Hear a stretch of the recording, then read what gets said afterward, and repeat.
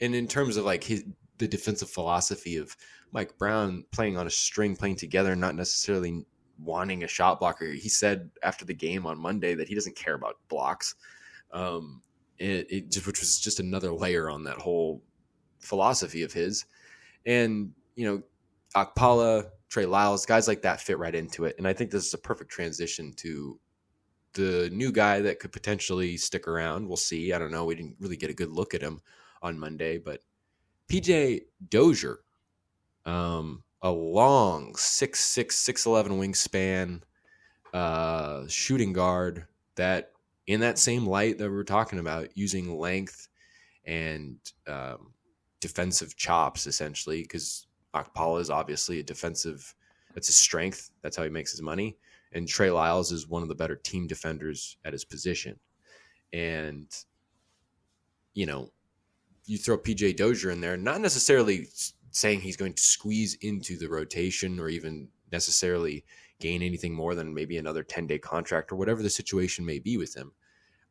It at least gives Mike Brown and Jordi Fernandez that extra tool, that extra option in striving for that kind of defense that we know can work in the NBA, because we've seen it done with the Golden State Warriors having the second best defense and one of the best defenses in history last season. Mm-hmm. Yeah, And, no. Are you leaving that for me? Yeah, I guess that was kind of a handoff, but PJ Dozier, I mean, what do you, I mean, I can't say I know a ton about what he'll be able to do for this team, but, he's a guy coming off an ACL injury about a year ago, a little over a year ago. And, I think defensively he could definitely help out. What do you think about PJ Dozier? Yeah, like you. I don't know too much about this guy. But I do like his length, 6'6", 6'11" wingspan, and it's kind of like that Kent Bazemore size, where Bazemore is like 6'4" with that 7-foot wingspan.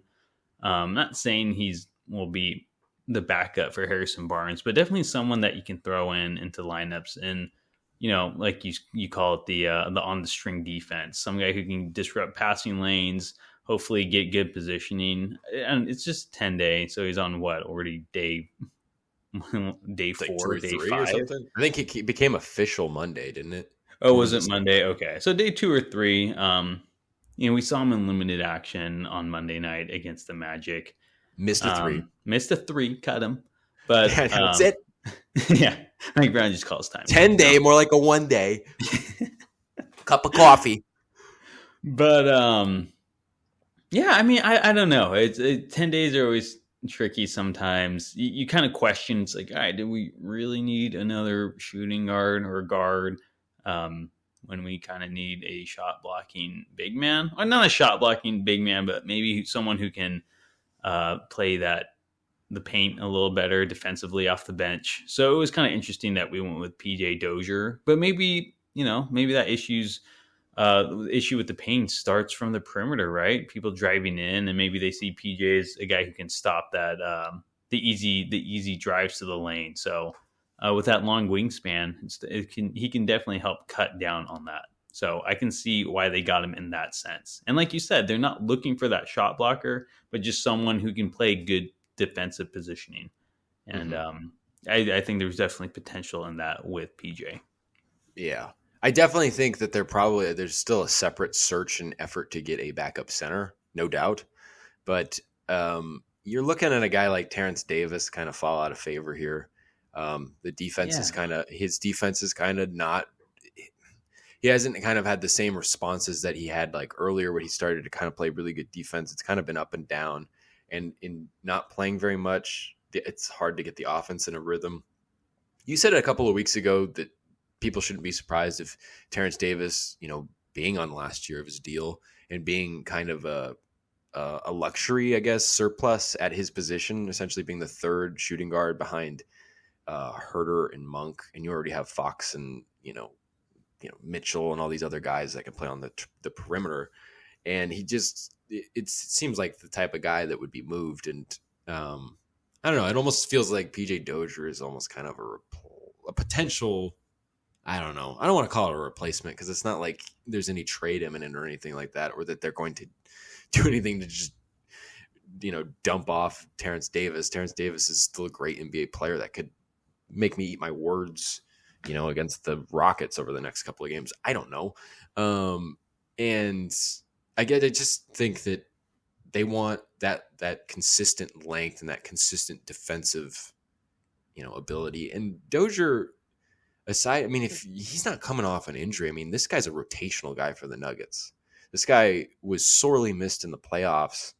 The year before he tore his ACL, he got hurt in May, I think, or like right before the playoffs started, and they didn't have him for the playoffs. And you read things about PJ Dozier, you read like essentially these kind of like Bleacher Report version things of like Nuggets writers and whatnot, talking about how much he was missed and how much this guy is such an important aspect of that end of the floor, and how he was able to do what we're kind of talking about with Okpala, what we've seen recently. But Dozier, I think, I don't know if Willsey Stats posted it, and I was writing it into one of the articles, and I was thinking about it. I'm like, wait, is that for last year in limited action? 43% from 3 on open attempts, or is that last year and the year before, or just the year before that? I'm not 100% sure. I have his 3-point percentages up in general. I don't have it for the open, but I mean, he's a career 31.8% shooter. It's not great. He shot like 34% 2 or 3 years ago. Yeah, in 1920. In the year 1920, 103 years ago. In 2019, in the 2019-2020 season, he shot a career high 34.7. No, I lie. The next year he played his most. He only played 29 games that year. He hasn't played too much. In 2021, he played 50 games and shot 31% from 3 on 3 attempts a game. He was in the G League in the beginning of that season, and then he came up, and I think like he was active one night, and Jamal Murray got his ankle hurt. This wasn't like his ACL, but he got his ankle hurt, and I think he was out for 2 weeks. And PJ Dozier filled into the rotation, and that's how he got his spot. And that's how he was just basically a rotational guy at that point. And something important to note, we're talking about PJ on the Nuggets a lot. That's where it kind of we can't forget Jordy Fernandez. Can't forget. Yeah. They asked PJ Dozier if if he feels Jordy Fernandez was the reason he got brought to Sacramento. And he's like, oh, I don't know for sure, but I kind of like to think so. And he's like, Jordy's my guy. Like these guys have been around each other they were around each other for what, 3 seasons essentially? Yeah. Excluding his G League time. But yeah, I mean, it's like we said earlier, it gives them another set of, a pair of hands out there, another option. And he knows what he's doing. And the guy has experience playing on a very, very good team and being a role player off the bench. Important guys. And yeah, and that's what I was kind of thinking about when you're talking about, well, maybe he's a replacement for Terrence Davis. And I think that's a great point. I think Terrence Davis, there's a good chance that he's going to get moved at the deadline. And I like Terrence Davis and everything. And you're like, well, maybe he goes up against the Rockets. You just don't really, it would be nice, but it's like, you'd rather have Malik Monk or Kevin Huerter do that, right? Like, because he's not there. He gets spotty minutes for a reason. And it's just because he's not their everyday shooting guard off the bench or starting. And, I think he can be. I think he's a backup shooting guard in this league. So, and I think he knows that as well. So if you trade him, and it kind of goes back to like the Dellavedova versus Quinn Cook conversation at the beginning of this year, where it's like Cook's the better player, but Dellavedova is more suited for that third string position or the third string point guard position. And that's how I kind of feel about PJ and Terrence. Like, yeah, I think he could be a good 6-man in this league. Maybe not like Malik Monk status, but I think Terrence Davis has a lot of potential. And not to get sidetracked too much, but like PJ Dozier, kind of maybe that third shooting guard, or just kind of that wing player. I think he's more suited for that. And like you said, he's coming from a winning team. He knows what it takes. He knows like his role, even though it could be limited, it's still important. I think having those guys who know their role really well, especially one that can play defense, it's important for a team like the Kings, a team that's trying to make the playoffs and hopefully, hopefully make a deep run, but just getting there in general first. Definitely. I think one thing that you said that I want to make clear, I think when we said that Quinn Cook was the better player than Dellavedova, I don't think we realized how much game Dellavedova is still retained at his age, because he's better than I thought he was. Like when we Yeah. saw him in Charlotte early in the season, he like hit that big three. It's like, oh shit! Deli, dude, and he broke God, the record for the Kings he on Monday. The funky man, shot. I love it. I love Fucking love Deli. It's just like that's a guy you want. It's just like that guy. That guy's he's not even playing and he's helping the team. Yeah, exactly. He's just awesome. He's a great presence for a team trying to win. But I just on kind of one last note on PJ Dozier and how he could fit in. I mean, the way Mike Brown was talking about KZ Okpala on Monday night, I think he referred to him as a guy that adds more size and more length. Now, obviously, he adds more length. I think he's got like a 6'11" wingspan or something like that.